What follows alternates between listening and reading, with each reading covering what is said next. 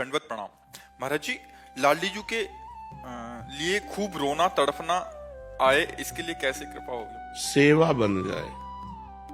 लाडली जी की सेवा में अगर हमें कहीं सौभाग्य मिले या घर में सेवा विराजमान करे, सेवा से जो प्रीति होती है और प्रीति से रोना आता है, तड़पना आता है, तो अगर हम श्री जी के श्रीअंग सेवा प्रकट श्री विग्रह सेवा प्राप्त कर ले, और वो भी निष्ठा पूर्वक, जैसे जयमल जी निष्ठा पूर्वक ठाकुर सेवा करते थे, सेवा में विघ्न न पड़ जाए, इसलिए उन्होंने नियम लागू कर दिया था कि 10 घड़ी जिस समय में सेवा में जाऊंगा, अगर उस समय किसी ने किसी भी तरह की सूचना दी तो उसे जान से मार दिया जाएगा। 10 घड़ी, 1 घड़ी 24 मिनट, तो 10 घड़ी 4 घंटा, 4 घंटा होते हैं। 4 घंटा वो ऐसी सेवा करते थे कि कोई भी उनको सूचना भी नहीं दे सकता था, इतनी सेवा में संलग्नता। अब जहां प्रवेश हुए, ठाकुर जी का पट बंद किया और स्नान श्रृंगार 4 घंटे पूरी तन्मयता पूर्वक सेवा करते, साष्टांग दंडवत करते, और जब बाहर निकलते तब कोई बात कर सकता था। ये मांडोर एक राजा, मांडोर का राजा था, उनका भाई था, उसके मन में आया कि 4 घंटे कोई सूचना दे नहीं सकता और 4 घंटे में हम विजय प्राप्त कर लेते हैं, तो उसने आसो पास जो है जयमल जी की राजधानी को घेर लिया। अब जब ये सूचना पहुंची तो अब किसी की हिम्मत नहीं कि सेवा में वो है और जाए, क्योंकि मार डाला जाएगा। तो सबने कि युद्ध करने में तो हम समर्थ है, पर बिना राज आज्ञा के युद्ध कैसे प्रारंभ हो। और जयमल जी का नियम था 4 घंटे कोई सूचना नहीं दे सकता, नहीं तो मारा जाएगा। तो ये हुआ, राजमाता से प्रार्थना की कि आपको नहीं मारेंगे, जो जयमल जी की मां थी, आप जाके केवल आज्ञा भर ले आओ। तो वो गई और उन्होंने कहा शत्रु पक्ष ने चारों तरफ से राजधानी को घेर लिया है, आप आज्ञा दीजिए क्या किया जाए। तो उनका राम जो करेंगे वो सब भली होगी। पीछे मुड़कर नहीं देखा, सेवा नहीं रोकी, और कहा जो राम करेंगे वो भली ही होगी, भगवान जो करेंगे वो भली ही होगी, जाओ। वो वापस चली गई, तो आज्ञा तो हुई नहीं। तो भगवान ने जब देखा कि मेरे आश्रित इतना मेरी सेवा में संलग्नता, तो स्वयं भगवान राजपूत सिपाही का वेश धर करके जयमल जी के घोड़े पर चढ़े और जाकर के युद्ध किया, सबको मूर्छित कर दिया, घायल कर दिया, मारा एक को भी नहीं, सब मूर्छित हो गए बाणों की वर्षा से, सब। अब जयमल जी जब 4 घंटा अपनी सेवा करके निकले, तब उन्होंने कहा हमारा घोड़ा लाओ, मैं अभी शत्रु पक्ष को उत्तर देता हूं। तो घोड़ा हाँफ रहा था और पसीना से लथपथ था, तो उनका ऐसा लग रहा है ये तो बहुत युद्ध करके आ रहा है, ये घोड़ा हाँफ क्यों रहा है हमारा।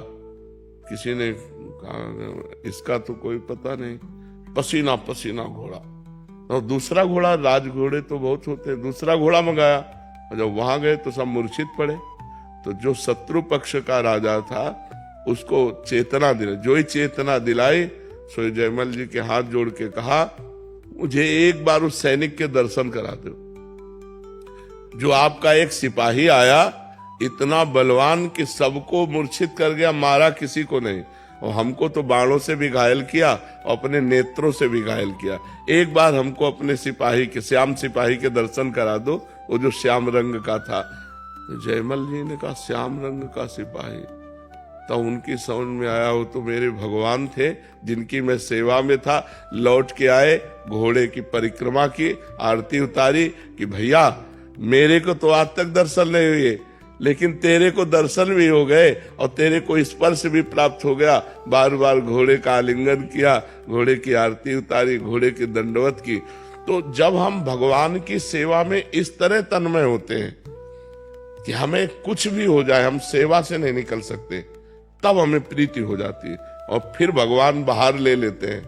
अभी मान लो अगर निष्ठा ना होती तो सूचना हो मिलते कि शत्रु पक्ष ने घेर लिया है, तो सेवा छोड़कर युद्ध के लिए, तो फिर यह घटना थोड़ी घटती इतनी सेवा में तन्मयता हो कि किसी भी तरह से हम सेवा में विक्षेप न सहे, और लाडली जी से हम तो प्रीति हो जाएगी। फिर जिससे प्रीति हो जाती है उससे प्रगट में मिलने का मन होता है कि एक बार प्रगट में मिले, फिर तड़पना, रोना, सिसकना, यही उसको जीने का रास्ता मिलता है। जो भगवत प्रेमी होता है वो तड़पना, सिसकना, रोना, या तो हम सेवा पर विशेष ध्यान दें। हमारी श्री जी राई की सेवा को मेरु के समान समझती हैं, तो फूल सेवा, श्रृंगार सेवा, पोछा सेवा, सोहनी सेवा। जैसे आप बरसाना में विराजते हैं तो लाडली जी के महल में कुछ न कुछ सेवा लिए, प्रगट में श्री जी ठाकुर जी विराज, घर पे विराज, हाँ, तो फिर उनकी सेवा करो खूब। सेवा में, सेवा से ही प्रीति होती है और प्रीति में ही तड़पना, रोना होता है। सेवा पहले श्री जी लाडली जी का अनुभव होते थे, अब कुछ दिनों से अनुभव हमारे होता है। तो देखो, खान पान तो नहीं बिगड़ गया, कोई रसिकों का अपराध मानसिक तो नहीं बन गया, नहीं तो ये तो प्रतिक्षण वर्धमानम, प्रतिक्षण वर्धमान माने बढ़ना चाहिए। एक रुक क्यों गया, घट क्यों गया? तो दो ही कारण होते हैं, एकदम रुक जाना तो किसी रसिक के प्रति हे भाव भी हो गया तो रुक जाएगा। जैसे हरिराम व्यास जी के हृदय में एक बार कबीरदास जी के प्रति भाव आया कि तो निर्गुणिया संत हैं, निर्गुण निराकार भगवान की उपासना करते हैं, ये निकुंज प्रेम रस ऐसा। तो हरिराम व्यास जी के हृदय की लीला रुक गई जो प्रभु की चलती थी। तब हरिवंश महाप्रभु से कहा, तो हरिवंश महाप्रभु ने कहा भगवान के किसी लाड़िले का अपराध बन गया, तो उनका ऐसा तो हम क्यों वैष्णव अपराध करेंगे, तो उनका ध्यान कर। तो उनका कबीरदास जी के प्रति ऐसा कहा, बोले यही अपराध बन गया। तो अब कबीरदास जी को रिझाओ, तो यमुना किनारे फिर कली में साचो भक्त कबीर ऐसे पद की रचना करके गायन किया, तो यमुना जी की धारा से कबीरदास जी प्रकट हुए।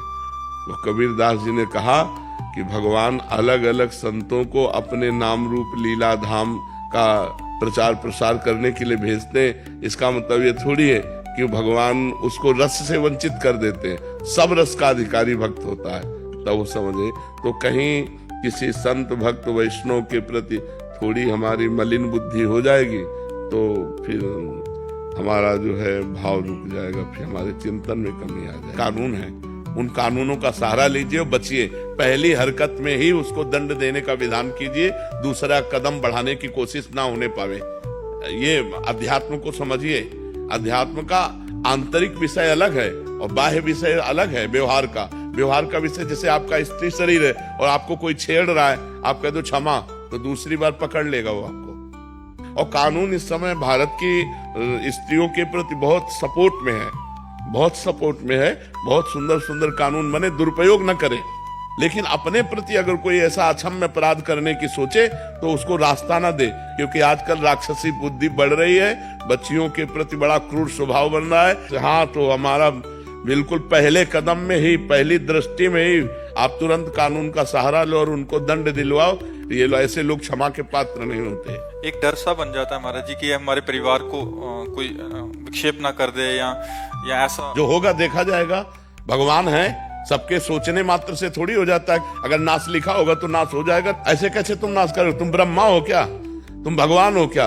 देखेंगे हम। बिल्कुल डरपोक नहीं बनना चाहिए, बिल्कुल हिम्मत रखना चाहिए। देखेंगे अगर हम ऐसे हो, देखो बिल्कुल बिल्कुल फिट तैयार रहना चाहिए। मरना जिस दिन है उसी दिन मरेंगे, लेकिन इसके बीच में तुम हमको हस्तक्षेप करोगे, बिल्कुल कड़क रहना चाहिए। और अगर ये जरा भी इस तरह का कि एक दो लोग है हस्तक्षेप कर रहे हैं तो किसी तरह बचकर निकलना चाहिए और इसके बाद फिर सरकारी सहयोग लेकर के अपने बचाव पक्ष को रखना चाहिए। ये समाज अब ऐसा नहीं क्षमा करने लायक। अब नए नए बच्चे बहुत उद्दंड होते चले जा रहे हैं, बहुत उद्दंड, नशा करने लगे हैं, गंदी बातें देखते हैं मोबाइल में और उसी का प्रयोग प्रैक्टिकल करना चाहते हैं। तो गंदे गंदे आचरण, गंदी गंदी बातें हो रही, तो हम बहनों से प्रार्थना करते हैं बिल्कुल क्षमा मत करो। जी एक समाधान और दे दीजिए महाराज जी, हमसे गलती हो गई और सामने वाला हमें बहुत ब्लैकमेल कर रहा है और फिर गलती पे गलती बन रही है। ऐसी स्थिति में हम बिल्कुल ब्लैकमेल नहीं होना चाहिए। अगर हमसे गलती हो गई तो एक बार गलती हो गई, माना कि तेरे साथ एक बार गलती हो गई तो ये थोड़ी मम्मी जाने पापा जाने विश्व जाने तो बार बार थोड़ी हम ब्लैकमेल होते रहेंगे। एक बार हमसे त्रुटि हो गई, एक बार गलती हो गई, दबना नहीं चाहिए कि एक बार हमसे गलती होगी हम भेद खुल जाएगा। महाराज जी, मेरी 17 साल की बेटी है जी, वो जैसे एक्टिवा पे जाती है, वो मुझे घर आके बोलती है मम्मा पापा की उम्र के हाँ भी ऐसे गलत बिल्कुल बिल्कुल बिल्कुल बिल्कुल बिल्कुल नहीं।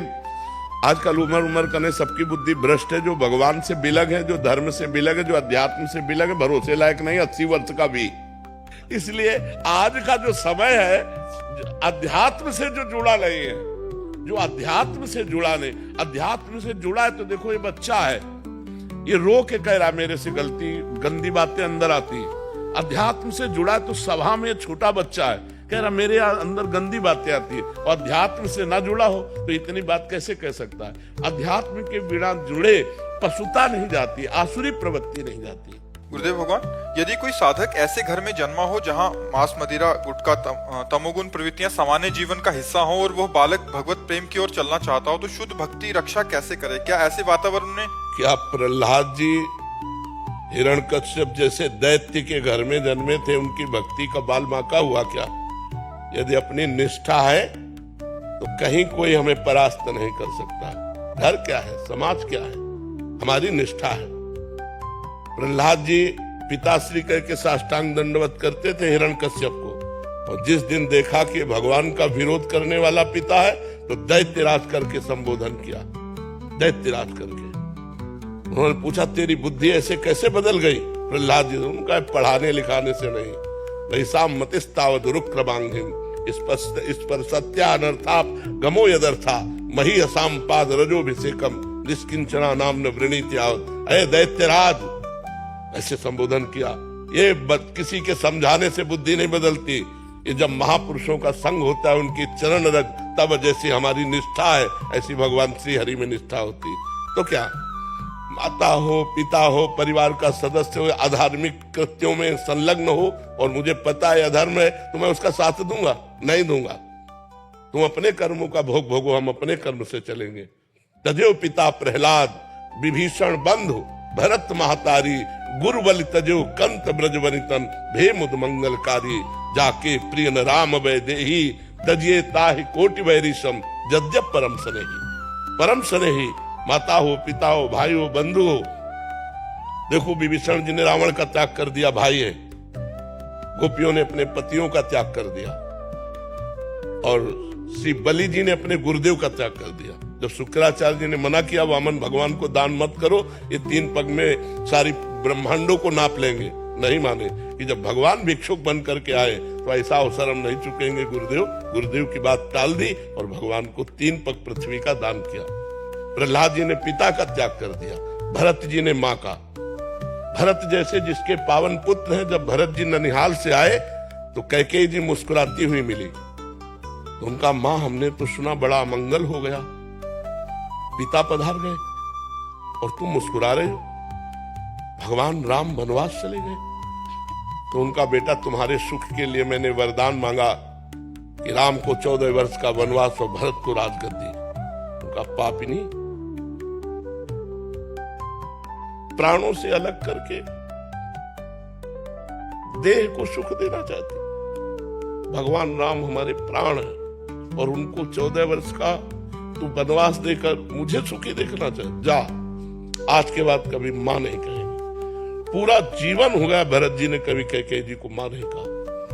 तो ये परमार्थ कोई ऐसा खिलवाड़ का मार्ग नहीं, ये निष्ठा और प्रीति का मार्ग है। भरत जी पूरा जीवन हो गया मां नहीं कहा, तो जब राम जी 14 वर्ष वनवास के बाद आए तो कैकेयी जी के महल में गए। पहले चरण कैकेयी जी के छुए, यही भगवान पुरुषोत्तम मर्यादा पुरुषोत्तम है। कैकेयी जी ने कहा बेटा मैं एक बात मांगती हूं, मुझे पता है कि शायद ये बात पूरी ना हो, एक बार भरत मां कह दे और तुम कह दोगे तो भरत कभी टालेगा नहीं। भगवान कहने ही जा रहे थे, जब सूचना मिली तो भरत जी ने कहा मैं भगवान की आज्ञा को टाल नहीं सकता, कैकेयी को मां नहीं कह सकता, ऐसी स्थिति में मैं अपने प्राण त्याग सकता हूं। भगवान राम ने नहीं कहा। तो जाके प्रिय न राम वै देही, तजिए ताहि कोटि वैरी सम, जद्यप परम स्नेही।